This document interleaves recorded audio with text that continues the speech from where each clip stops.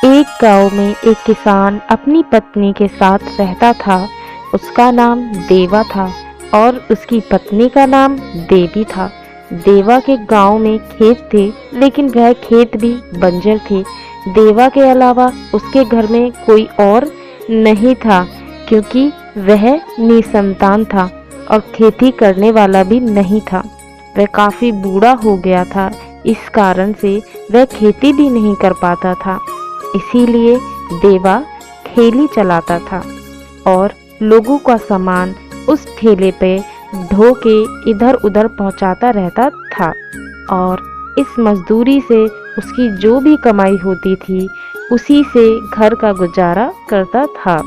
देवा की पत्नी देवी बहुत धार्मिक थी। उसे भगवान शिव पर बहुत विश्वास था। वह जब भी रोटी बनाती तो पहली 2 रोटियां भगवान शिव और पार्वती के नाम की निकाल देती थी और तीसरी रोटी गाय के नाम की निकाल देती थी। फिर खुद भोजन करती थी और उन तीनों रोटियों को फिर वह गाय को खिला देती थी। जब यह बात देवा को पता चली तो वह इस बात से देवी से नाराज हो गया और बोला कि आधे आटे की रोटियां तो तुम भगवान को निकाल देती हो। मैं बहुत मुश्किल से मजदूरी करके पैसा कमाता हूँ और तुम आधा पैसा दान में खर्च कर देती हो। तभी उसकी पत्नी बोली कि जिस भगवान की कृपा से हमें रोटी मिल रही है, उन्हीं को 2 रोटियां देने में क्या दिक्कत है। और आपको मजदूरी भी शिव की कृपा से मिलती है। जिस दिन आपको मजदूरी नहीं मिलेगी तो उस दिन भगवान शिव भी तो भूखे रहेंगे, तो फिर वो आपकी मजदूरी का इंतजाम भी करेंगे। इसीलिए मुझे मेरा काम करने दीजिए और आप अपना काम करो। यह बात सुनकर देवा ने अपनी पत्नी की बात मान ली और देवा अपनी मजदूरी करने चला गया। और उसी दिन देवा की और अधिक कमाई हुई, जिससे देवा का भगवान शिव पर और विश्वास बढ़ गया। वह खुशी खुशी अपने घर आया, अपनी पत्नी देवी को सारी बात बताई। उसकी पत्नी भी बहुत खुश हुई और बोली कि इस पैसे में से हमें जितनी ज़रूरत है उतने पैसे हम रख लेते हैं और बाकी के पैसे मंदिर में दान कर देते हैं। देवा ने अपनी पत्नी की यह बात मान ली और खुशी खुशी बाकी का बचा पैसा मंदिर में दान कर दिया। कुछ दिनों तक सब कुछ खुशी खुशी चलता रहा, पर अचानक एक दिन देवा बीमार हो गया और बिस्तर पर पड़ गया। उसे डॉक्टर को दिखाने के बाद डॉक्टर ने देवा को 10 दिन तक आराम करने की सलाह दी। यह बात सुनकर देवा और उसकी पत्नी बहुत दुखी हुए और देवा भगवान शिव से प्रार्थना करने लगी कि प्रभु हमारी मदद करो। अब 10 दिन तक हम आपको क्या खिलाएंगे और खुद क्या खाएंगे। इधर भगवान शिव देवा का दुख देखकर विचार करते हैं कि मुझे अपने भक्तों की सहायता करनी चाहिए। तो भगवान शिव स्वयं धरती पे जाके देवा के बंजर खेतों में खेती करने लगे और कुछ क्षण बाद बंजर खेतों में से फसलें लहराने लगी। उधर देवा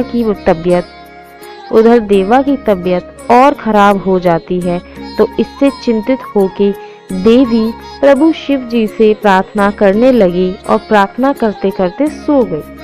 तभी भगवान शिव देवी के सपने में आते हैं और बोलते हैं कि अपने खेतों में जाओ, वहाँ तुम्हारी फसलें लहरा रही हैं और तुम्हारा पति जल्द ही ठीक हो जाएगा और तुम्हें संतान का सुख भी बहुत शीघ्र प्राप्त होगा।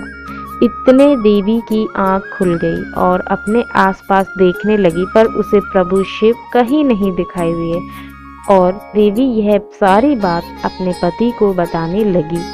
यही सारी बातें सुनकर देवा बहुत खुश हुआ और वह दोनों अपने खेत देखने चल दिए। अपने खेतों को देखकर दोनों बहुत खुश हुए। उन्होंने देखा कि उनके बंजर खेतों में फसलें लहरा रही हैं। दोनों बहुत खुश होते हैं और भगवान शिव के दोनों जयकारे गाने लगे और फिर दोनों मंदिर चले जाते हैं। शिव को धन्यवाद देने। तभी वहाँ एक पुजारी एक नवजात बच्चे को लेके उन दोनों के पास आता है और बोलता है कि पता नहीं इस बच्चे को यहाँ कौन छोड़ गया है। तभी देवी के मन में इस बच्चे को गोद लेने का विचार आता है। तभी वह अपने पति देवा से बोलती है कि क्यों ना यह बच्चा हम ले लें, क्योंकि हमारी कोई संतान भी नहीं है।